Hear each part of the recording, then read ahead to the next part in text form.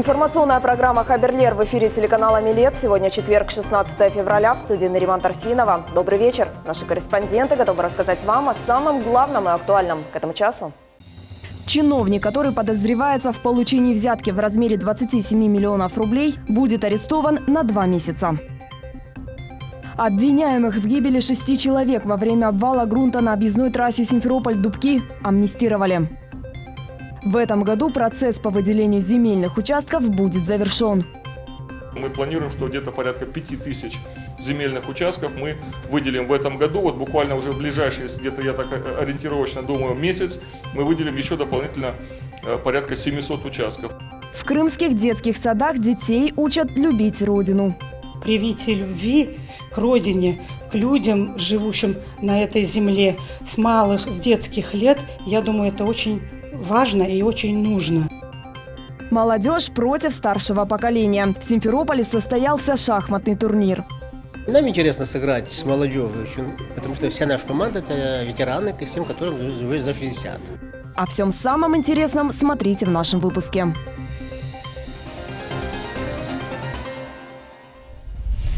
Пресс-секретарь Белого дома Шон Спайсер выступил с заявлением, что президент США Дональд Трамп рассчитывает на возвращение Крыма Украине. При этом, по словам пресс-секретаря, американский президент, в отличие от предыдущей администрации, хочет поладить с Россией. Депутат Госдумы Российской Федерации Руслан Бальбек, комментируя заявление Шона Спайсера, отметил, что на самом деле возвращение Крыма ни в Белом доме, ни в Европарламенте и даже в самой Украине никто не верит. Ни политики, ни общество. Также депутат подчеркнул, что для российского правительства важен не факт признания полуострова общественностью, а мирная жизнь и благосостояние своих граждан, проживающих в Крыму. Глава Комитета Совета Федерации по обороне и безопасности Виктор Озеров и глава Комитета Госдумы по делам СНГ Леонид Калашников связывают заявление пресс-секретаря Белого дома с давлением, которое оказывается на американского президента из-за его якобы пророссийской позиции. Суд вынес решение об аресте на 2 месяца бывшего вице-премьера Крыма Олега Казурина. Чиновник подозревается в получении взятки в размере 27 миллионов рублей. За эти деньги он, по мнению следствия, обещал помочь некой стройфирме заключить государственный контракт на строительство жилья в Крыму, а также гарантировал общее покровительство. Глава Крыма Сергей Аксенов заявил, что на данный момент ведется тщательная проверка работы всех должностных лиц. Противодействие экстремизму в Крыму обсудили в Совете министров. Как говорилось ранее, Крым – территория межнационального согласия, где реализуется программа по укреплению единства российской нации. В работе приняли участие представители правоохранительных органов, органов государственной и муниципальной власти, а также представители всех конфессий полуострова. Основными целями семинара совещания являлись принятие дополнительных мер, направленных на повышение эффективности реализации органами местного самоуправления полномочий в сфере гармонизации межконфессиональных отношений, противодействия идеологии экстремизма, а также организация координации деятельности в данных направлениях. В ходе совещания обсудили как и проблемные вопросы, так и достижения в этой сфере. Председатель Госкомнадзора Заур Смирнов отмечает, что самое главное достижение – это обеспечение межнационального и межконфессионального согласия. Опросы показывают, на территории Республики Крым наблюдается стабильная, прогнозируемая обстановка. Мы систематически проводим опросы общественного мнения по республике. Также их проводит Всероссийский центр изучения общественного мнения, другие различные структуры. И мы можем сказать, что наша общая работа, общее взаимодействие сегодня достигнуто. В Крыму есть понимание между людьми разных конфессий, разных вероисповеданий. И самая большая задача сегодня – не допустить влияния на эти процессы извне и сохранить и приумножить то наследие, то богатство конфессиональное, которое сегодня есть в республике.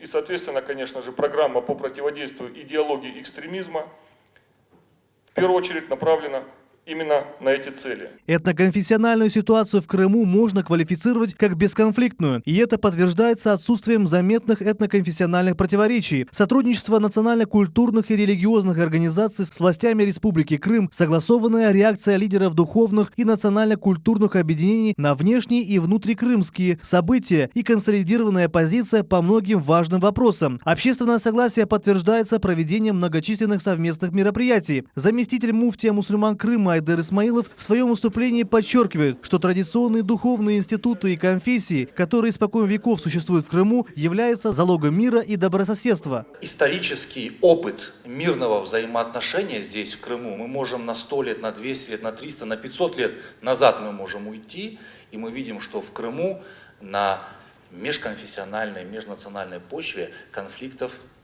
не было.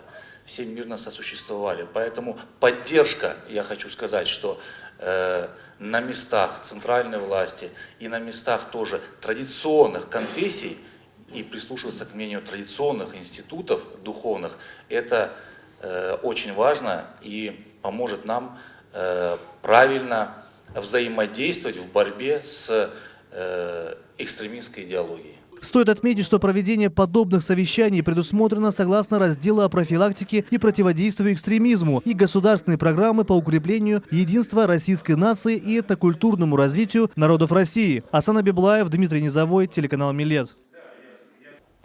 Украина ввела чрезвычайный режим в энергетике. Принятие мер связано с блокадой поставок угля из Донбасса. Теперь власти Украины будут в ручном режиме управлять процессом производства и потребления электроэнергии в условиях возникшего дефицита антрацита. По словам премьера Украины Владимира Гройсмана, в случае необходимости власти могут прибегнуть к верным отключениям электричества.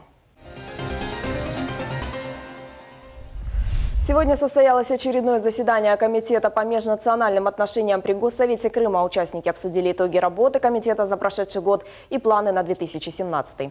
На совещании присутствовала и наша съемочная группа. Султания Ситакаева готова рассказать все подробности.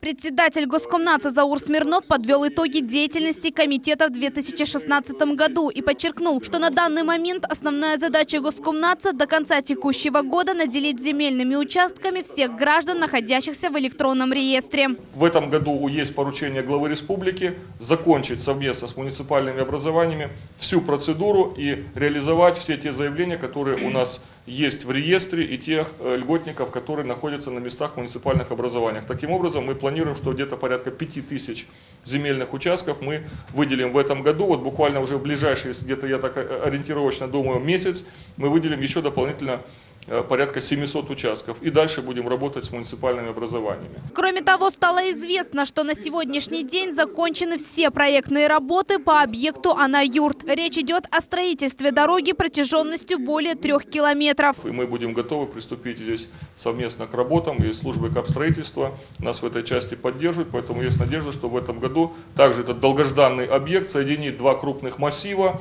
и обеспечит разгрузку городского цикла. А вчера в Совете министров Республики Крым в ходе заседания земельной комиссии стало известно, что на сегодняшний день уже запроектирована и прошла процедуру согласования трассы Таврида. Однако при прокладке этой трассы произошло наложение охранной зоны данной трассы с тем массивом, который был выделен для предоставления льготникам Симферополя и Симферопольского района и гражданам, которые уже определились с выбором земельного участка до 2014 года.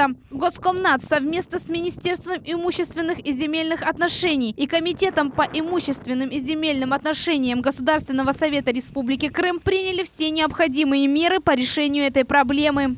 Для того, чтобы граждане, те, которые попали в эту полосу, скажем так, отчуждения, не беспокоились абсолютно.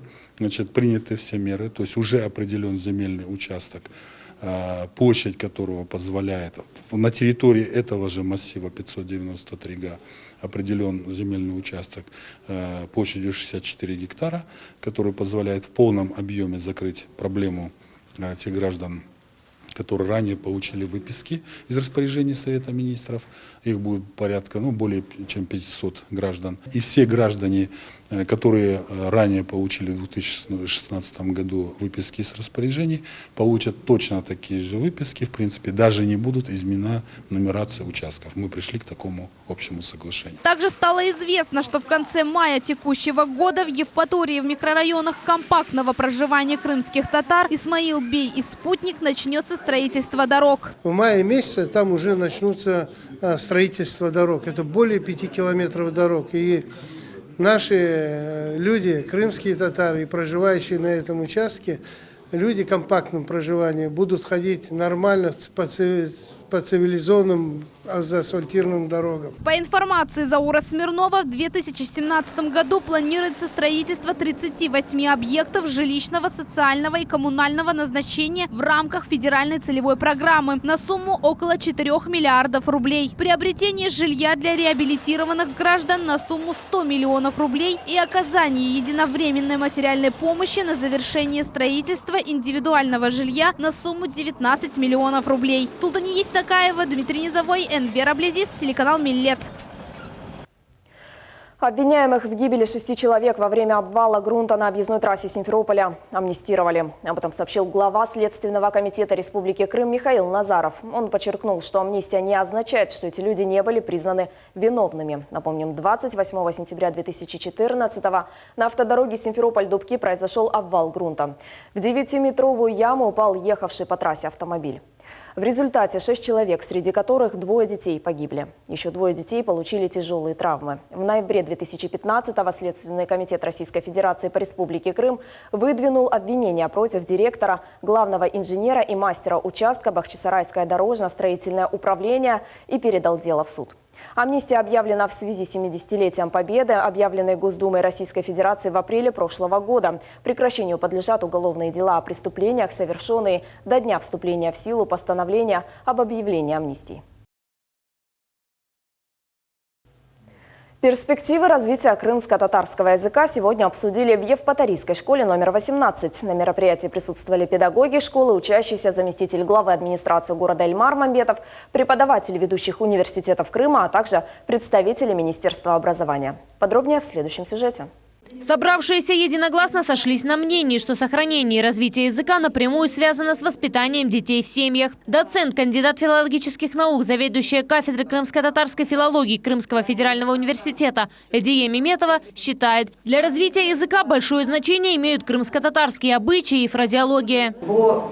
Богатство языка, безусловно, в наших обычаях, фразеологии. Большое внимание нужно уделять народным песням. Не нужно отделять говоры. Это северный, это южнобережный. Таких разговоров не должно быть. Все наши диалекты – это богатство нашего народа.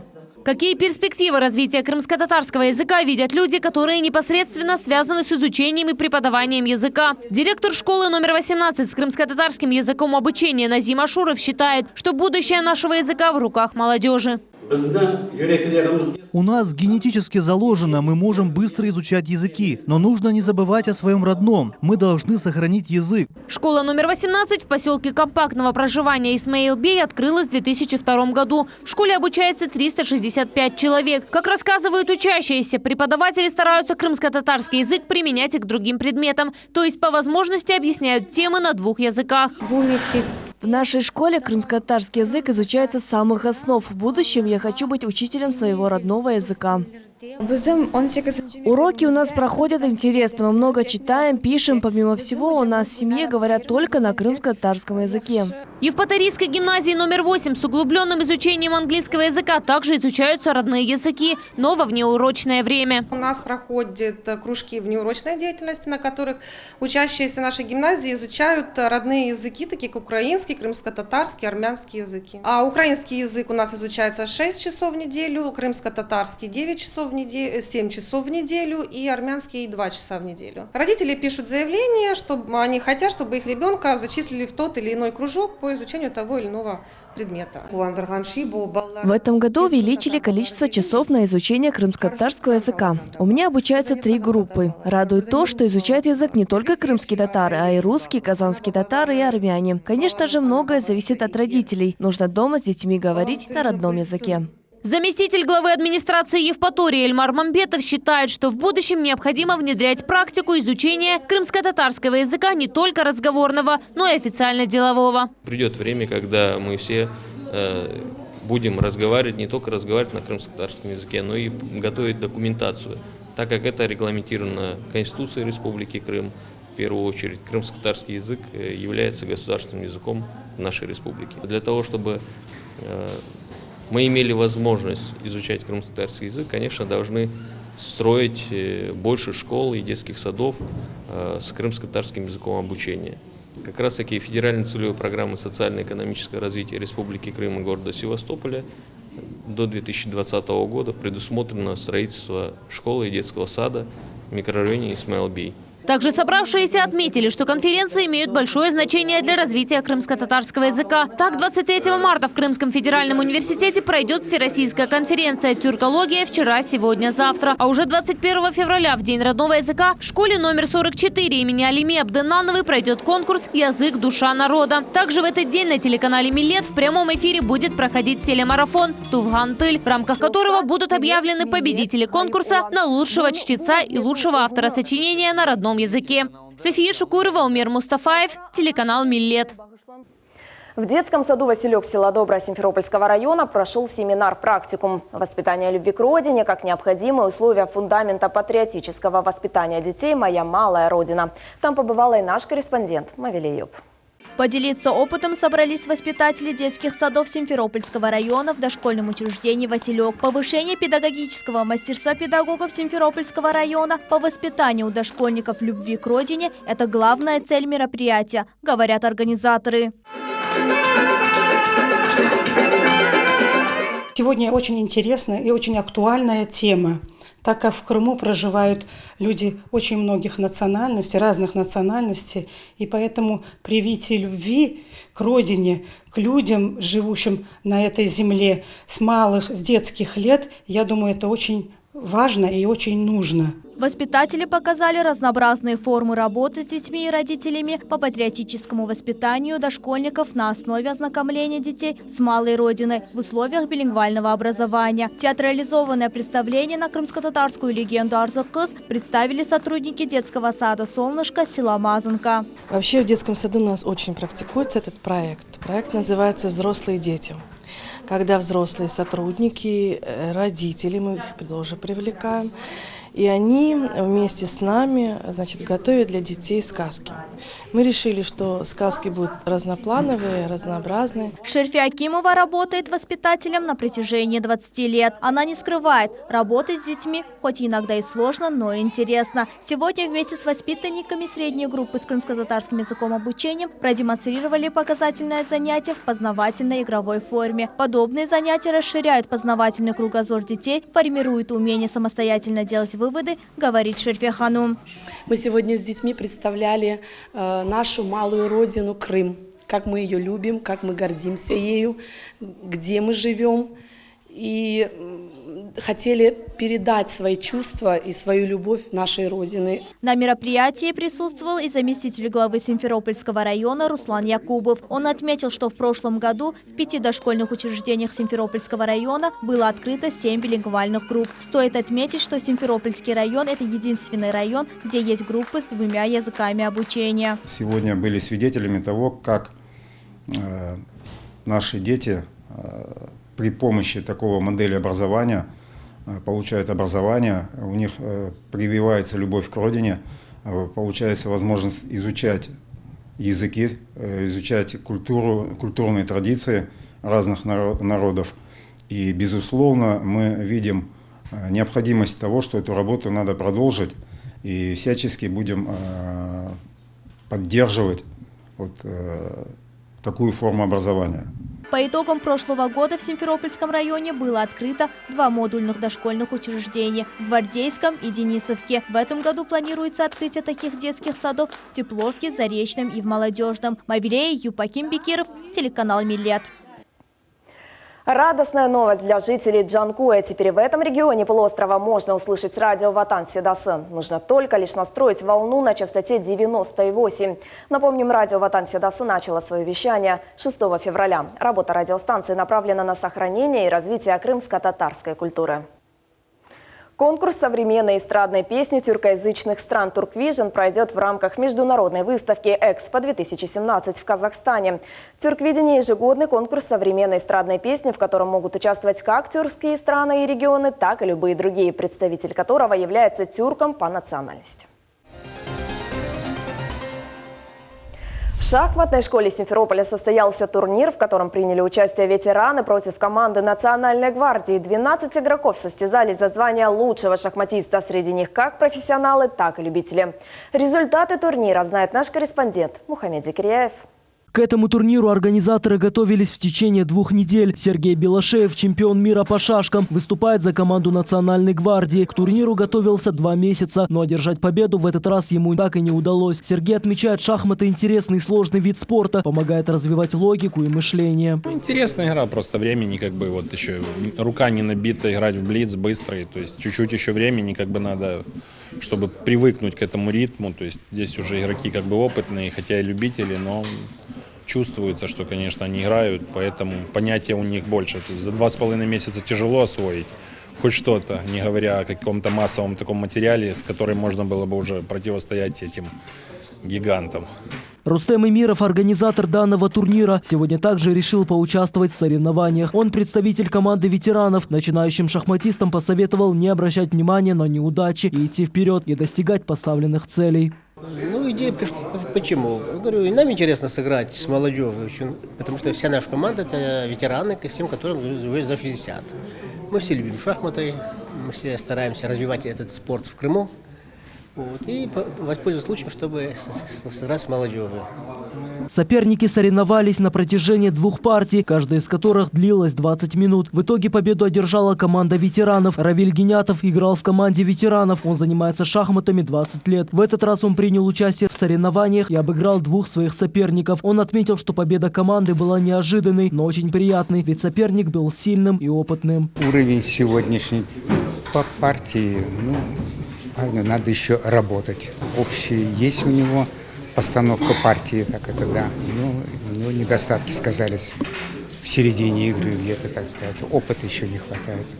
Будем надеяться, что частые есть и встречи и так далее. И желание, самое главное, заниматься. Можно, конечно, всегда усилить игру. К этому надо стремиться. Всегда должна быть какая-то цель в жизни. Участники были награждены почетными грамотами. Организаторы отмечают, проведение подобных турниров с каждым разом привлекает все большее количество участников. Особенно приятно наблюдать за желанием подрастающего поколения овладеть этим видом спорта. Мухаммед Зикиряев, Аким Бекиров, телеканал Миллет. Завтра, 17 февраля, в администрации поселка Трудовое Симферопольского района состоится юридическая консультация, которую проведут специалисты Госкомнадзора. Желающие получить бесплатную консультацию юристов могут обратиться по телефону 339 339, а также 339 340. Прием граждан пройдет по адресу улица Зеленая, 1В, в здании администрации Трудовского сельского совета. Начало в 10:00.